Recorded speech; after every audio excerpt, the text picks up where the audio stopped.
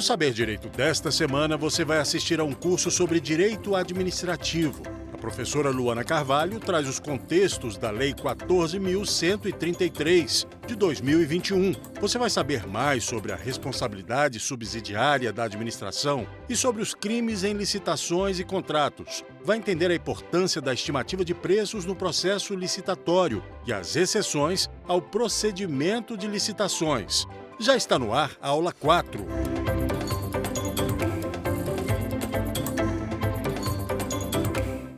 Olá, sou a professora Luana Carvalho. É uma satisfação imensa retornar aqui ao programa Saber Direito. Hoje nós estamos no nosso 4º encontro, falando de direito administrativo, mas uma parcela muito especial, que eu tenho um carinho especial, que é a área de licitações e contratos.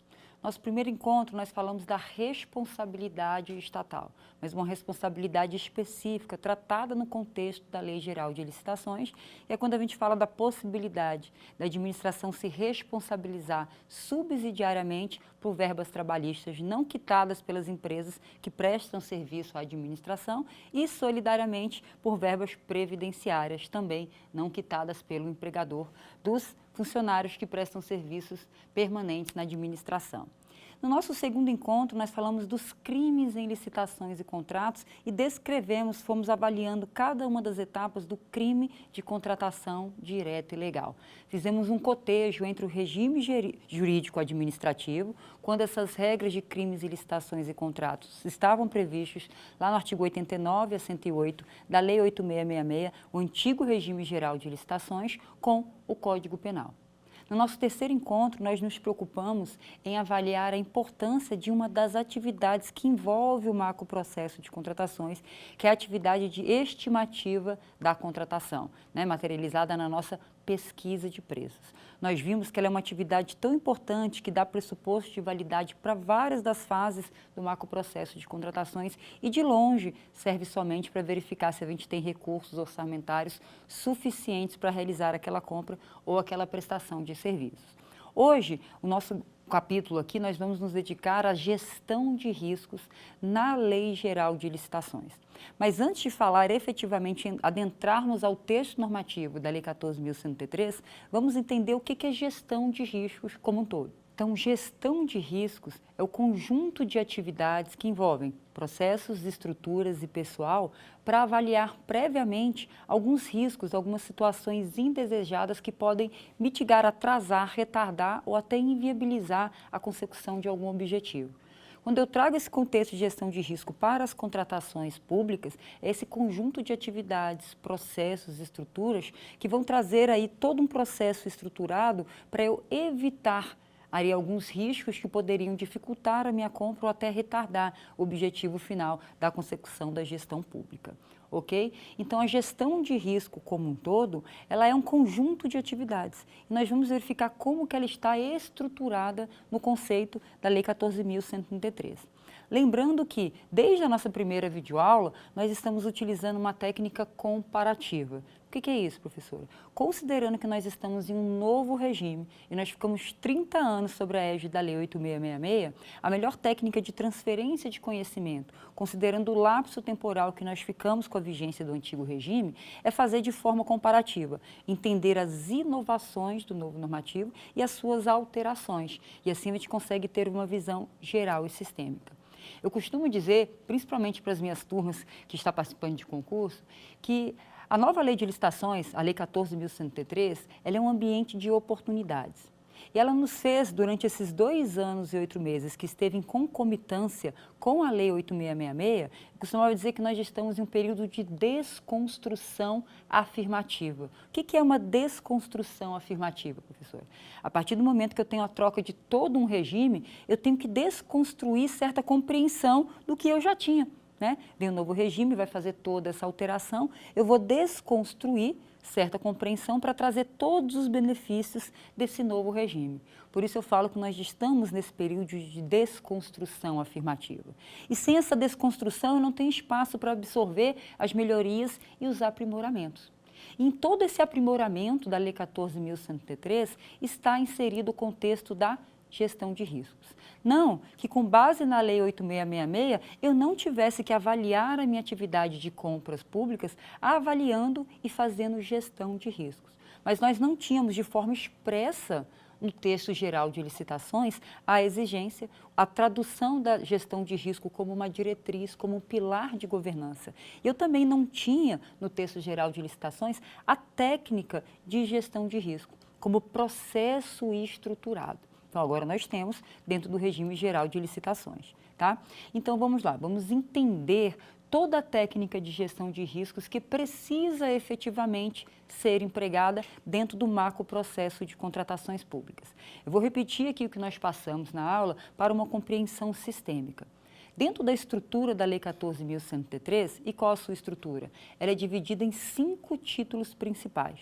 Né? Dentro do último título, nós temos as disposições gerais, onde nós tínhamos ali as regras de transição e onde foi objeto de estudo da nossa segunda aula, porque ali, no artigo 178, a 14.133 transferiu os crimes em licitações e contratos para a parte especial do Código Penal. Depois, se nós voltarmos ao capítulo 1º, ela vai falar das disposições preliminares. A quem se aplica, quais são os agentes envolvidos, quais são as classificações efetivas desses agentes, a maneira de ele ter investidura para atuar nas licitações e contratos. Depois eu tenho o capítulo 2, falando do ato de contratar, e o capítulo 3 falando do ato de gerir efetivamente aqueles contratos. E depois eu tenho um capítulo específico que fala da responsabilização dos agentes. Então, essa é a estrutura da Lei 14.133. E aonde especificamente, professora, a lei trata de gestão de riscos. Se você ficou curioso e quiser fazer uma pesquisa simplória no texto geral de licitações, eu tenho mais de 49 artigos que tratam de risco. Se você pesquisar a palavra risco no texto geral de licitações, em 49 artigos, dos 194, a gente tem a palavra riscos. Então, será que o novo regime se preocupou com essa gestão de riscos? Sim.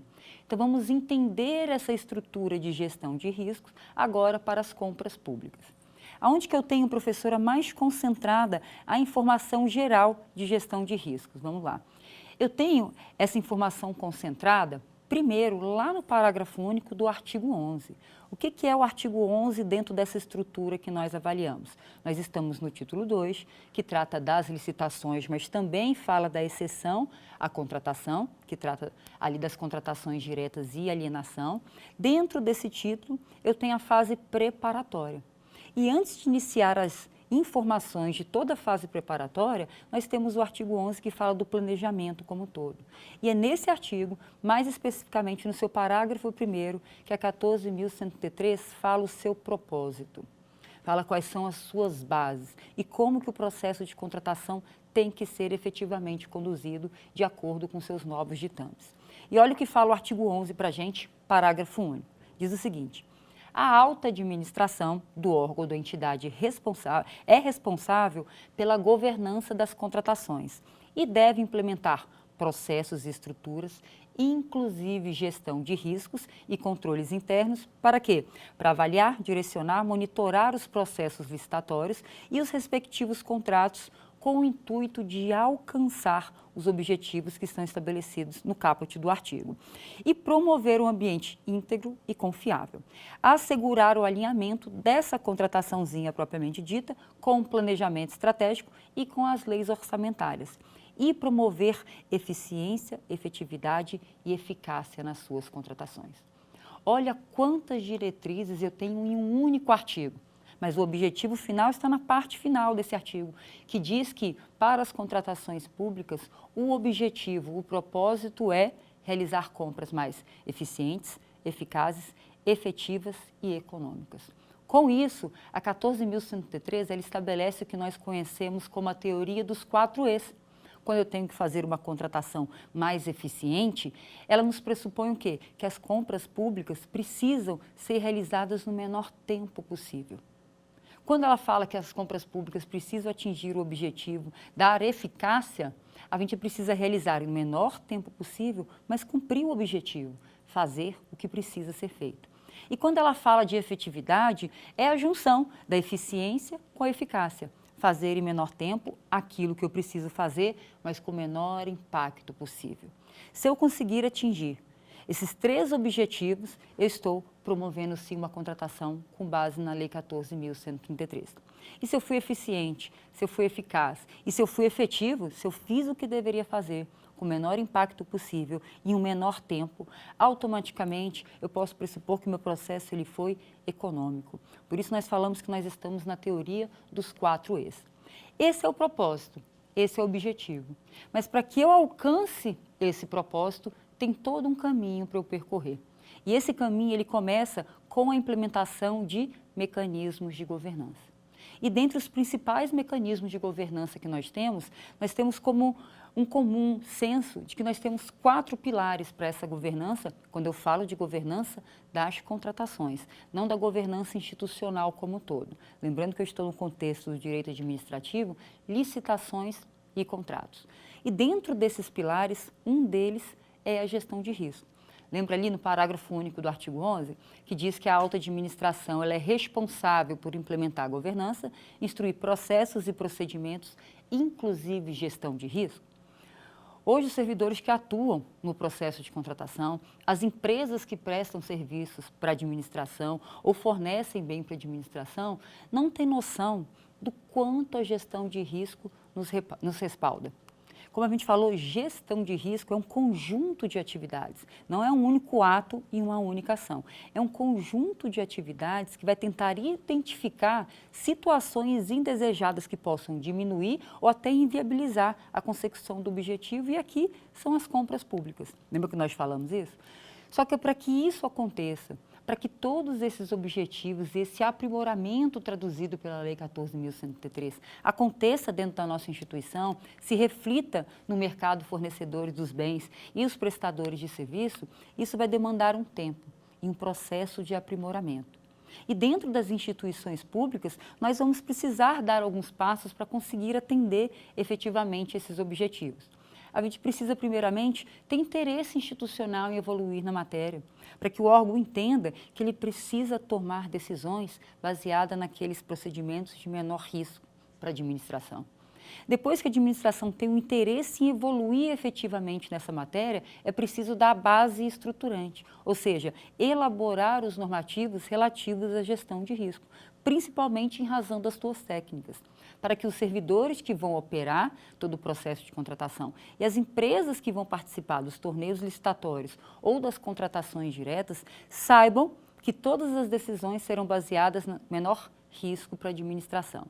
Depois que eu tenho interesse institucional e que eu elaboro os meus normativos, que serão a base estruturante para o processo de gestão de riscos, eu preciso fazer que esses normativos, que foram elaborados com base no interesse da administração, sejam colocados em prática. Não só pelos servidores que atuam no processo, mas pelo mercado também que participa. Então, eu preciso ter interesse institucional, eu preciso dar essa base estruturante para que os operadores do macroprocesso de contratação entendam quais os passos, o como fazer a gestão de riscos acontecer no processo de contratação, né? E aí os servidores precisam colocar em prática na instrução e as empresas precisam colocar em prática durante a execução das suas tarefas para a administração pública. Mas não é só isso. Tendo interesse institucional, elaborando normativos que tratem da matéria, colocando esses normativos em prática, eu preciso monitorar. Então, quando eu tenho interesse institucional, quando eu tenho as bases estruturantes dentro da minha estrutura administrativa, os normativos que vão tratar de gestão de risco, quando esses normativos são colocados em prática pelos servidores que atuam no macroprocesso de contratações e quando eu tenho um monitoramento de todo esse fluxo de gestão de riscos, aí sim eu posso dizer que eu tenho estruturada a gestão de risco na minha instituição. E aqui no nosso contexto nós vamos falar dessa estruturação dentro do processo de contratações públicas. E esse monitoramento ele é importantíssimo, que é só através de monitoramento contínuo é que eu vou avaliar se a política que eu desenvolvi, colocado em prática pelos meus servidores, está atingindo o objetivo institucional. E qual é o objetivo da aplicação de gestão de risco dentro das contratações públicas? É realizar aquelas contratações com o menor risco possível e evitar e tratar aqueles riscos indesejáveis no curso do processo para que efetivamente eu consiga realizar uma compra ou uma prestação de serviços dentro da administração. Então, nós vamos verificar como é que foi concebida toda essa gestão de risco dentro da estrutura da Lei 14.103, porque nós vimos aqui, através do parágrafo único do artigo 11, que ela foi concebida como uma diretriz, né? Uma diretriz de governança. Então, vamos agora, antes de nós adentrarmos, né, a essa técnica dentro da estrutura da Lei 14.103, já que conceituamos gestão de riscos, vamos falar o que é um risco, né? Muitos não conseguem aplicar a técnica de gestão de risco porque não entendem a conceituação de riscos. Risco é um evento que é futuro e que é incerto. Por que para ser concebido como risco precisa ser um evento futuro? Porque se for um evento que estiver acontecendo ou que já aconteceu, não é um risco, é o quê? Um fato. E por que o risco, além de ser futuro, tem que ser incerto? A gente não sabe realmente se aquela ação ou aquela situação vai ocorrer. Porque se for certo de acontecer, mesmo que seja um evento futuro, se for certo é uma etapa do processo e não um risco. Então eu preciso entender que risco é evento que vai acontecer, está à minha frente dentro do processo e ele precisa ser incerto. Entendendo o que é o risco, agora, entendendo o que é gestão de risco do ponto de vista de diretriz, vamos entender como que essa gestão de risco foi concebida dentro do processo de contratação. Dentro da estrutura da Lei 14.103, como dito, vários artigos, né, da Lei Geral de Licitações trata de riscos. Então, vamos primeiro entender todas as nomenclaturas que perpassam o processo de gestão de risco nas contratações. Então, nós vimos primeiramente a concepção como uma diretriz, como uma estratégia, uma estrutura de governança traduzida no parágrafo único do artigo 11. Mas nós vamos passar aqui por outros artigos também estratégicos para entender as demais nomenclaturas dentro desse processo de gestão de risco. Mas antes eu vou fazer uma simulação. Vamos entender as ações de gestão de risco.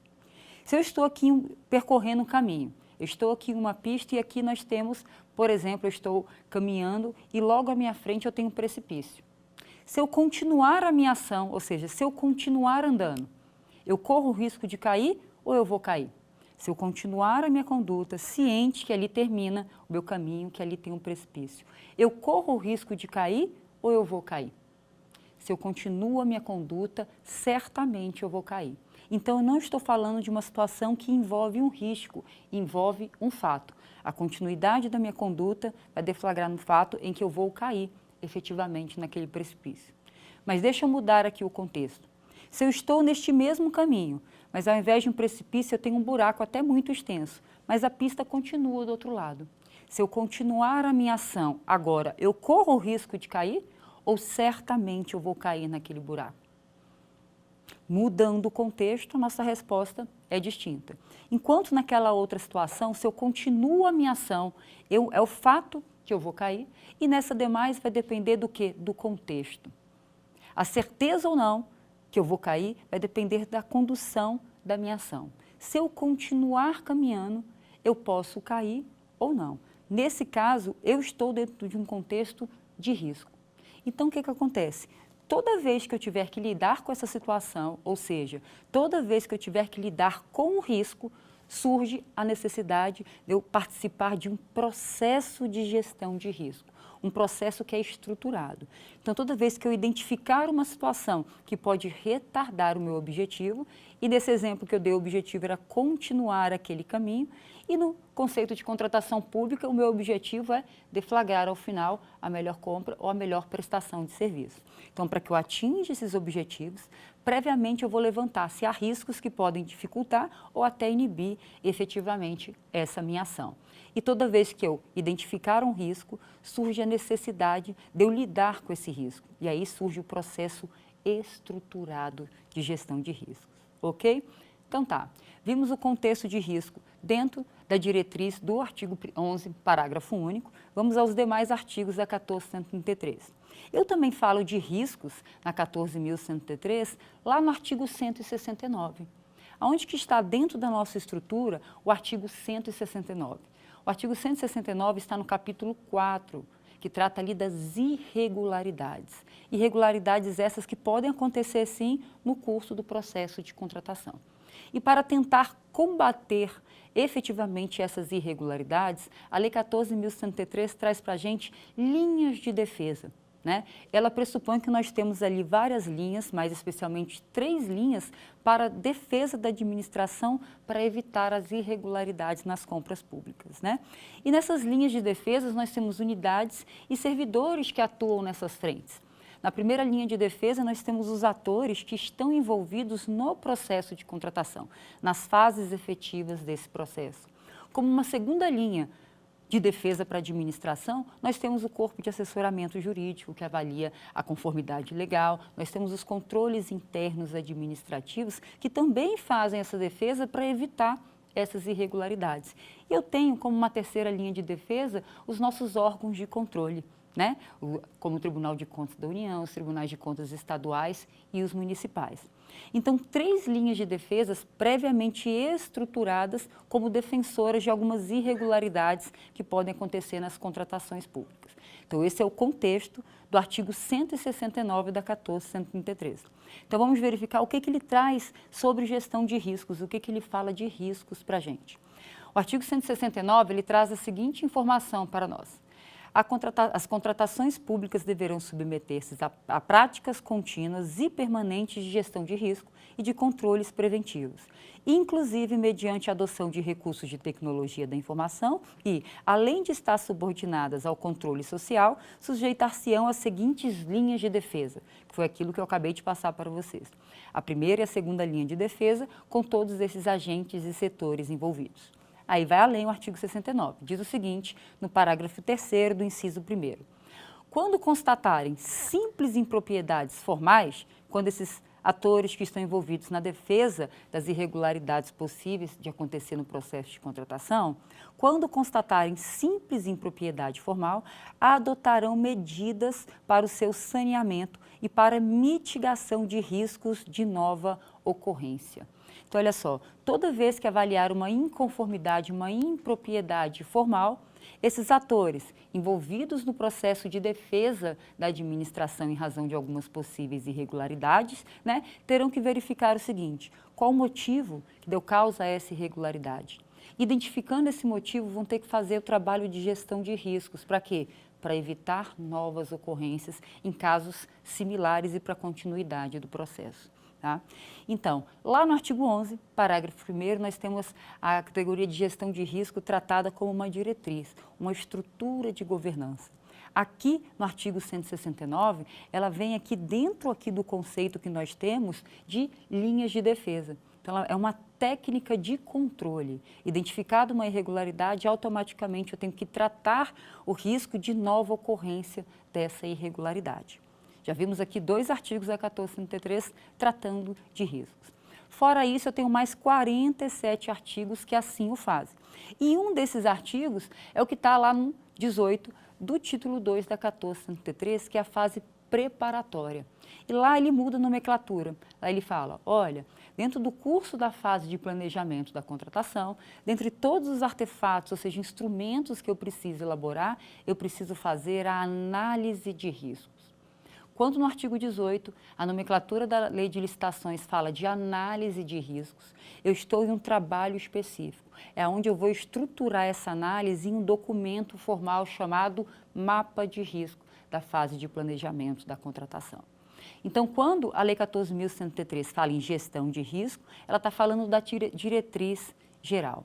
Quando ela fala de técnica de defesa, ela está falando da gestão de risco como um controle preventivo para a administração. E quando ela fala análise de risco, aqui no artigo 18, é a materialização em um artefato que nós chamamos de mapa de risco, onde nós vamos aplicar toda a técnica de gestão de riscos. Eu estou dentro do processo de contratação, elaborando o meu planejamento, identificando a melhor solução para a administração, para atingir o objetivo para as compras públicas. E quando eu identifico essa solução, eu tenho que levantar os possíveis riscos que podem dificultar ou inibir a consecução desse objetivo, dessa compra pública. Tá? Então, aqui, quando ele fala análise de riscos, eu tenho que ter em mente que é uma atividade onde aqui, efetivamente, eu vou ter que passar todo o processo de gestão de risco, que tem etapas, né, efetivas. Eu tenho que levantar o meu contexto, eu tenho que lá analisar os riscos, eu preciso classificar esses riscos e, de acordo com o meu normativo interno, verificar se dentro daquela contratação, como que aquele risco ele vai se comportar. Ou seja, eu preciso tratar os riscos que eu identifiquei. E como eu estou na fase de planejamento da contratação aqui no artigo 18, todos os riscos que eu verifiquei que podem interromper ou prejudicar a consecução dos objetivos daquela compra, eu preciso fazer um tratamento. Tá? E a maior parcela de normativos que fala de gestão de risco nos traz 4 técnicas para eu tratar os riscos. Diante de um risco, eu posso simplesmente aceitar a sua ocorrência.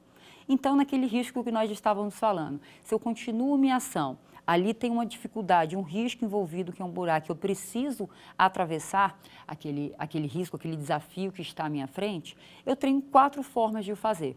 Eu posso simplesmente aceitar o risco e continuar a minha ação. Eu posso simplesmente desistir da minha ação, ou seja, eu não vou enfrentar aquele risco. Aquele risco, a mim ele é tão incalculável que eu vou retardar a minha ação. Eu vou simplesmente desfazer aquele objetivo.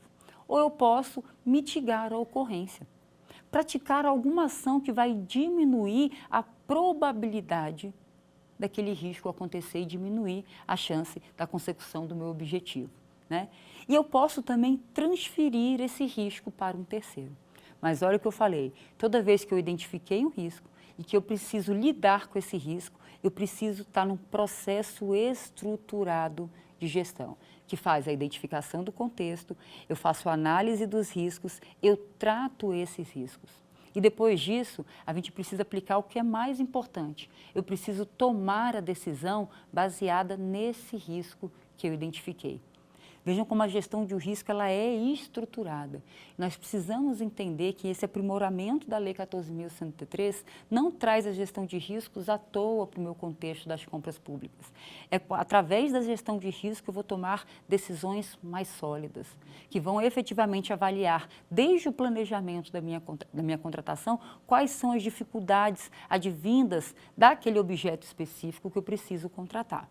Ok? Então, nós já vimos a expressão gestão de riscos dentro do contexto da 14.103, nós já vimos a gestão de riscos sendo tratada como um controle preventivo e a gente viu agora quando a 14.103 fala de análise de risco. Ela quer efetivamente, quando a expressão é análise de risco, eu vou trabalhar, eu vou ter que lidar com aquele risco que eu identifiquei e isso tudo é um processo de gestão de riscos.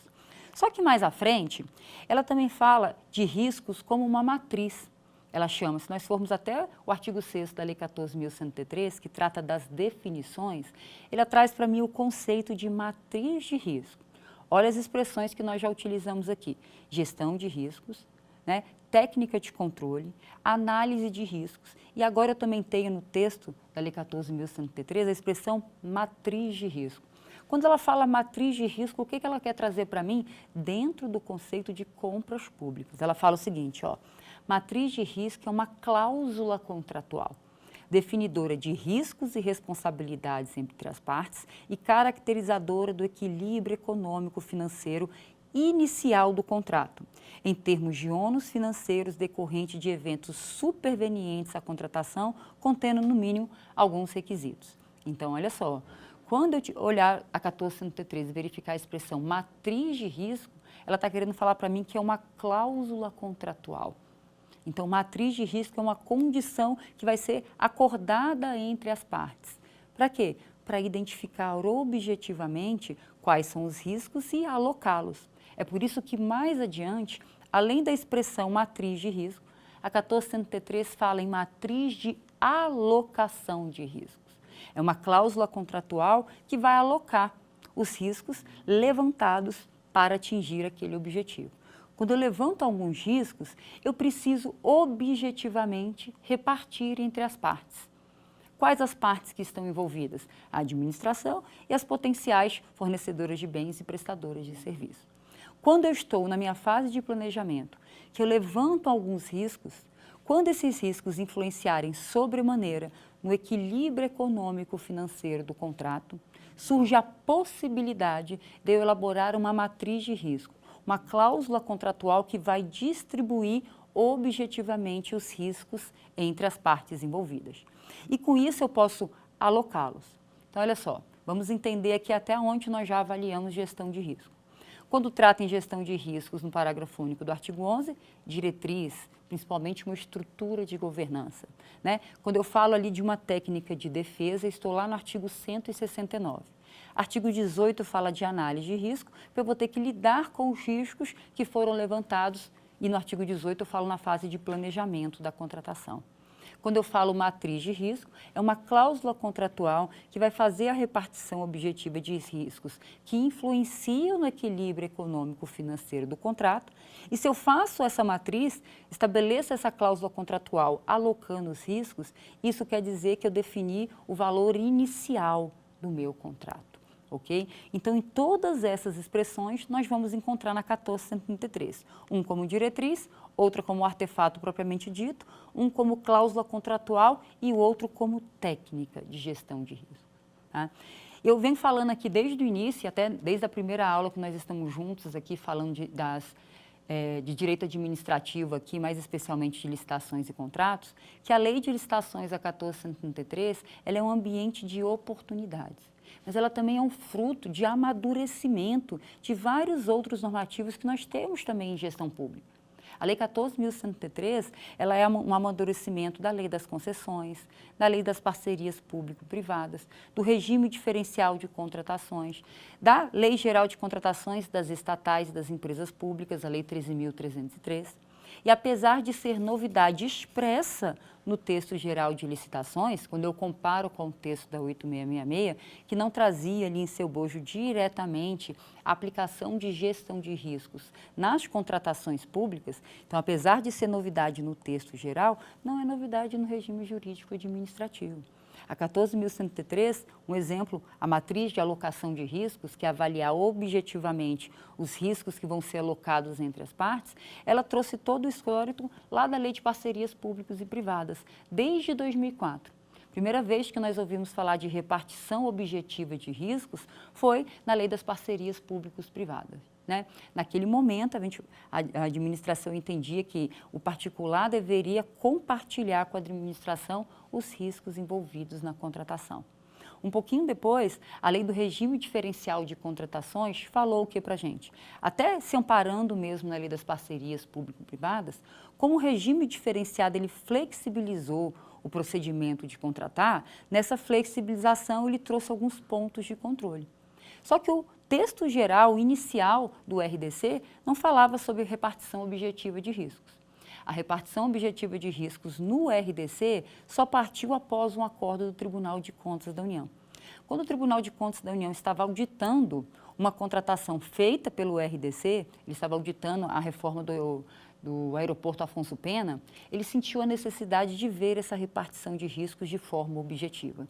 E a partir deste acordo, tivemos alteração no RDC, incluindo aí a necessidade, principalmente nas contratações integrais, né, onde a gente tem ali, contratando um particular para ele fazer desde o planejamento até a execução de algumas obras, né, dentro do regime de contratação integrada, a necessidade de ter repartição objetiva de riscos. E a partir desse acordo em 2015, que alterou o RDC, em que todo esse contexto de matriz de risco foi inserida na Lei 13.303, né? A lei das nossas estatais, o regime jurídico de licitações e contratos das estatais, não é isso? E a 14.103, ela repete quase que na íntegra o texto da Lei 13.303. Isso para a gente ter a certeza de que ela amadureceu esses outros regimes e não é uma novidade. Tanto não é que, principalmente para obras e serviços de engenharia, nós já temos há alguns anos a elaboração da matriz de risco. Órgãos como, por exemplo, o DENIT já aplica técnica, né, elabora uma matriz de risco e já aplica técnica de repartição objetiva desses riscos. Né, vou dar um exemplo aqui para vocês, como que essa matriz de risco, essa cláusula contratual, pode ficar estabelecida. Eu vou pegar o contexto de obras e serviços de engenharia. Quando eu estou diante de uma contratação desta natureza, uma obra ou um serviço de engenharia, é quase que um risco inerente a todas as obras que pode retardar o alcance daquela contratação, ou seja, pode atrasar a execução de uma obra, ou até muitas vezes inibir, é um risco inerente às condições climáticas, né?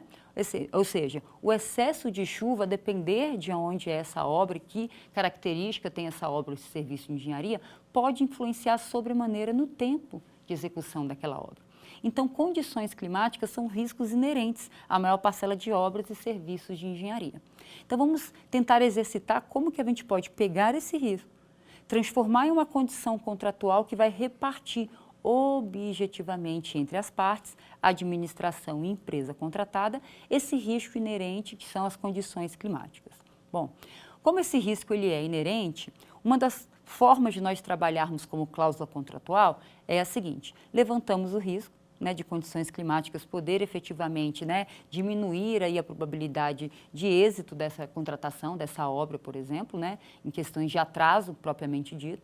Então, a cláusula pode se estabelecer no seguinte sentido: ó, empresa, se chover durante a execução dessa obra, o mesmo tanto que choveu, o mesmo tanto que nós tivemos precipitações de chuva dos últimos 5 anos, esse risco vai ser alocado a você.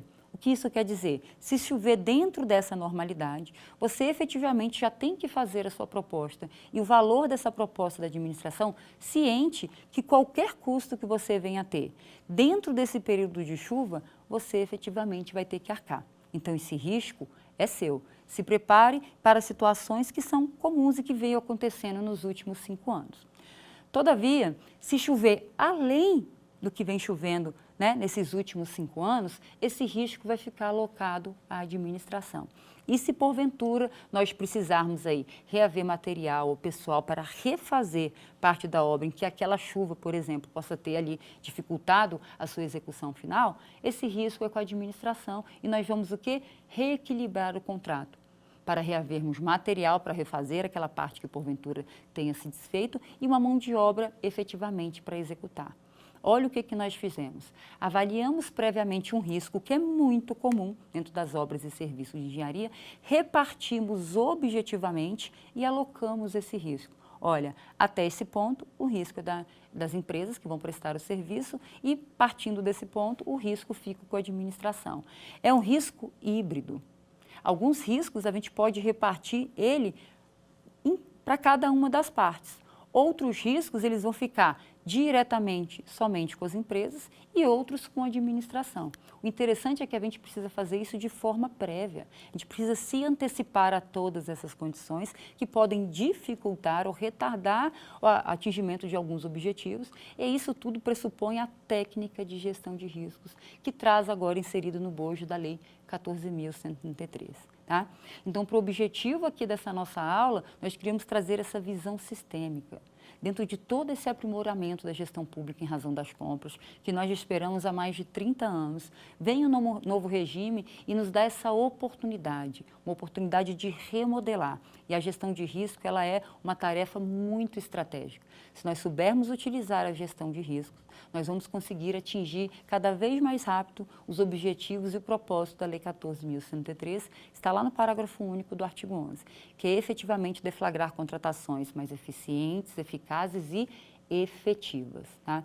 E a gente vai precisar observar que esses 4 eixos, esses objetivos que a gente precisa alcançar, não são objetivos intangíveis e que devem ser realizados só pela auto-administração, não. Todos esses objetivos eu preciso observar em cada fase do processo, em cada atividade do processo. Eu tenho que olhar para a minha atividade, eu tenho que entender como ser mais eficiente, efetivo e eficaz. E eu preciso fazer isso tudo trazendo mais economia para a administração pública. Então, vamos pensar aqui. Para eu ser mais eficiente, eficaz e efetivo, por exemplo, na fase de planejamento da contratação. Nossa terceira videoaula foi sobre estimativa de preços, não foi? Vamos pensar nessa atividade, como que eu faço contratação mais eficiente, efetiva e eficaz e mais econômica.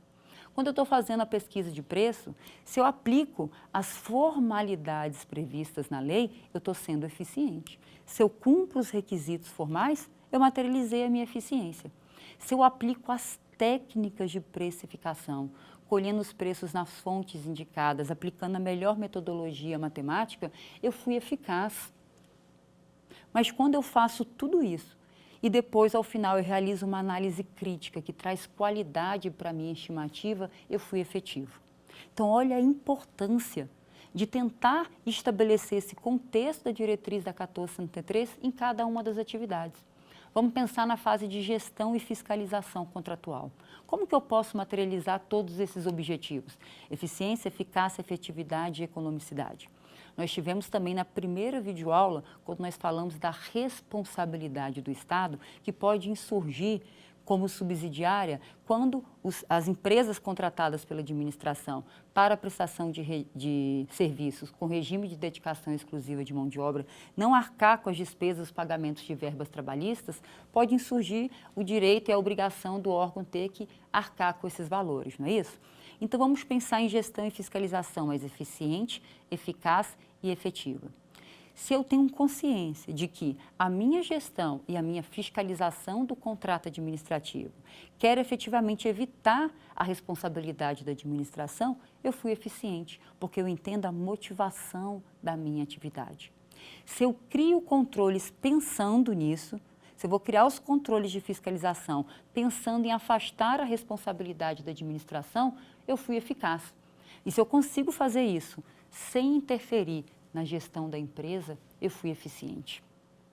Então, olha só, em todas as tarefas de administração, em todas as etapas do processo, eu preciso atingir esse objetivo e a gestão de risco vem para nos apoiar, aprimorar todo esse papel para que a gente possa realmente atingir os objetivos do novo regime tão almejado, tão esperado, que depois de 2 anos e 8 meses concorrendo ainda com o regime anterior, que é a Lei 8666, agora a 1463 é plena. Então, vamos dar a chance a esse outro normativo e conseguir atingir esses objetivos, ok? Então, vamos lá agora para o nosso quiz para a gente verificar se tudo que nós passamos aqui de gestão de risco foi absorvido por vocês. Eu vou chamar aqui o nosso quiz para a gente avaliar os quesitos. Vamos lá? Olha só, assinale a alternativa que revela o conceito de risco. A. Evento incerto que pode retardar o alcance de um objetivo. Evento certo que possa reduzir a possibilidade de alcançar um objetivo. Evento futuro e incerto, letra C, que tem a capacidade de impedir ou retardar o alcance de um objetivo. Ou a letra D, evento presente que esteja impedindo ou retardando a consecução dos objetivos licitatórios. Qual a resposta correta para esse quiz de acordo com todas essas explicações que nós passamos na nossa videoaula? É a letra C, não é isso? É um evento que é futuro e incerto. E a gente acabou de colocar aqui que precisa ser um evento que seja futuro, porque se ele estiver acontecendo ou já tiver acontecido, ele é um fato. E se ele for certo de acontecer, ele é uma etapa do processo e não um risco que eu precise tratar por todo esse processo estruturado. Ok? Vamos para a segunda questão.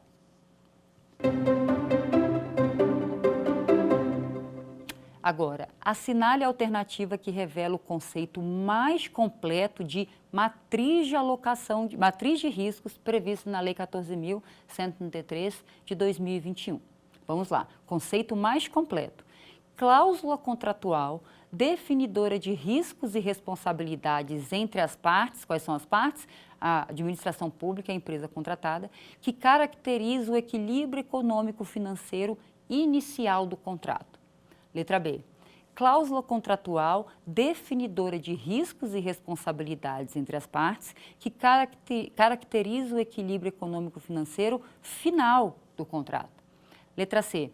Cláusula contratual definidora de riscos e responsabilidades entre as partes, que caracteriza o equilíbrio econômico-financeiro do contrato, não permitindo que inviabilize a alteração do contrato administrativo durante a sua execução.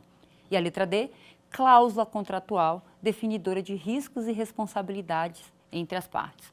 Olha que o nosso evento aqui solicita o conceito mais completo de matriz de risco. Vamos ver aqui o que seria a resposta correta?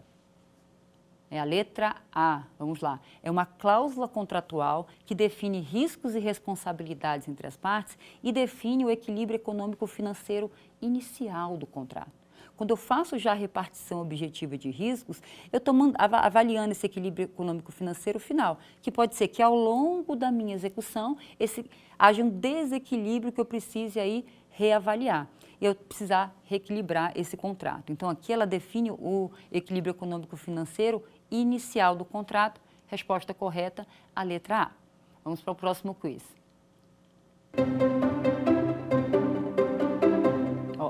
Agora, assinale a alternativa que indica o artigo da nova lei de licitações que trata de gestão de risco como uma diretriz de governança. A gente foi passando aqui durante a nossa videoaula aqui vários artigos da 1463 que trata da matéria de riscos. Alternativa A, artigo 169. Alternativa B, artigo 11, parágrafo único da Lei 14.103. Letra C, artigo 18. Ou letra D, artigo 107 da 14.103. Vamos ver qual é a resposta correta para essa afirmação? É a letra B, né? Nós falamos aqui de todas as expressões que a 14.103 trata do tema que envolve riscos. E o parágrafo único do artigo 11 trata de gestão de risco realmente como uma diretriz, né, de governança. O artigo 169, que era a alternativa A, fala das linhas de defesa, né, então como uma técnica de controle interno administrativo. O artigo 18, que era a resposta C, lá ele fala em análise de riscos.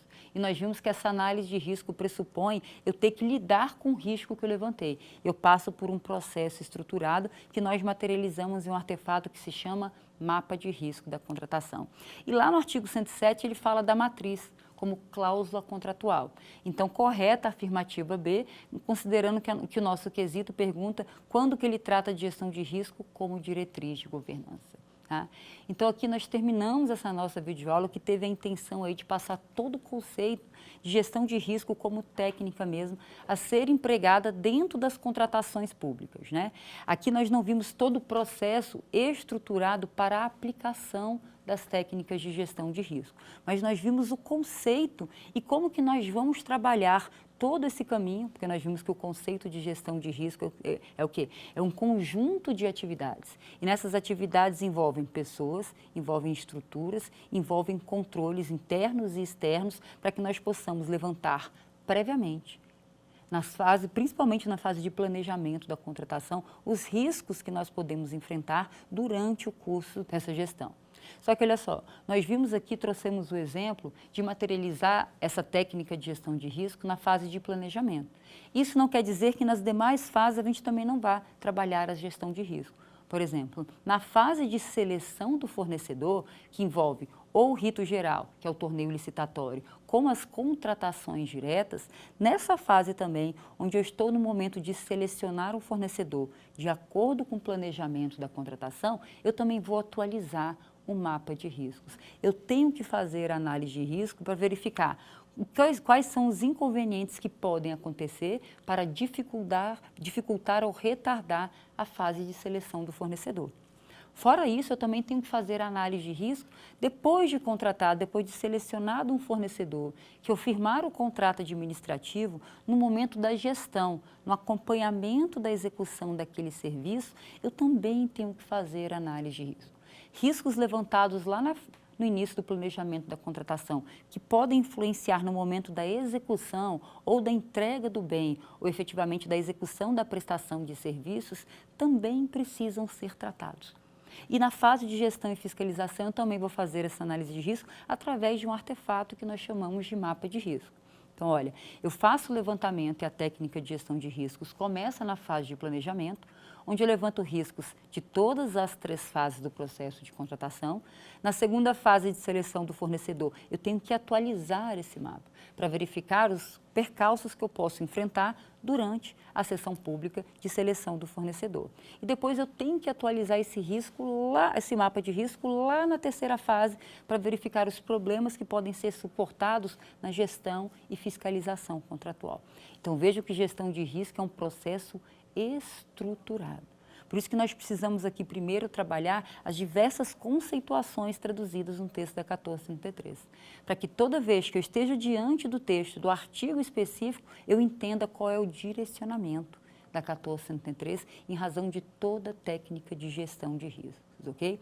Nós precisamos agora entender que as decisões que eu vou tomar no curso do processo de contratação, a decisão se eu realmente vou contratar aquele objeto, se eu realmente aquela solução é a melhor para a administração, quando eu estou, por exemplo, fazendo a pesquisa no mercado e levantando as possíveis alternativas que esse mercado tem para atender a minha necessidade, diante de várias alternativas eu preciso tomar a decisão de qual alternativa é melhor para atender o interesse da administração. E eu tenho que fazer essa análise, comparar essas soluções, a lei me diz do ponto de vista técnico e do ponto de vista econômico. Qual solução é tecnicamente mais adequada? Qual solução é economicamente mais viável para a administração? Mas muitas vezes o que acontece é que eu estou diante de várias soluções, por exemplo, e uma é tecnicamente mais adequada e a outra se revelou economicamente mais adequada. Como identificar a solução mais vantajosa em todo esse contexto? Porque vantajosidade não é ferida só do ponto de vista econômico, né? Muito pelo contrário. São vários contextos que envolvem a vantajosidade, a parte técnica, econômica e a estratégia.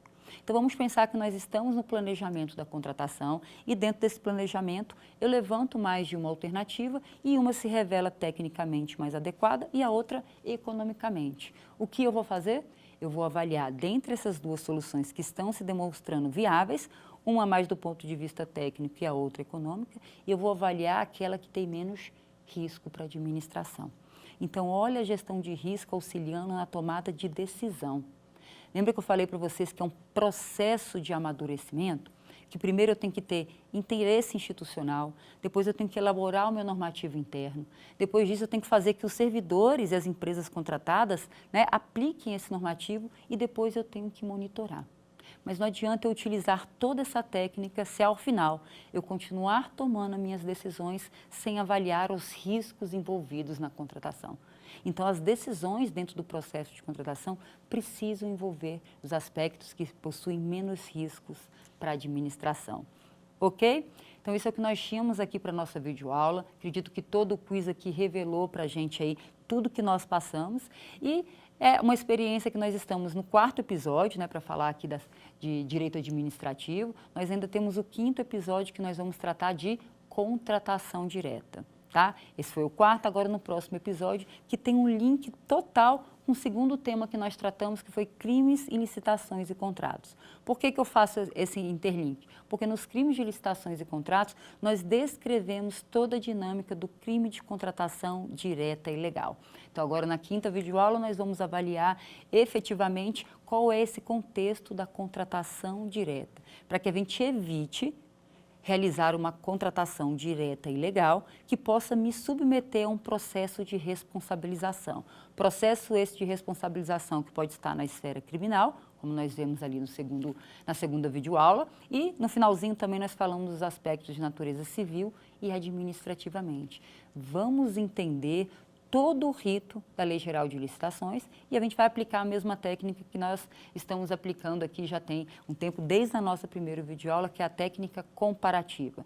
Eu vou comparar o texto da Lei 14.103, que está com a sua vigência plena, com o texto da Lei 8.666. Nessa técnica comparativa, nós vimos aqui que no contexto de gestão de riscos, a 8.666 não trazia em seu bojo toda essa técnica para as decisões e para o processo de contratação. Mas em contratações diretas, nós já tínhamos todo um regime na Lei 8.666 e nós vamos entender nessa próxima videoaula o que alterou, o que inovou, ok? Então, eu vou esperar todos vocês aqui para o nosso último encontro, né? É só acompanhar aqui no Saber Direito, nós vamos ter a nossa última videoaula. Obrigada.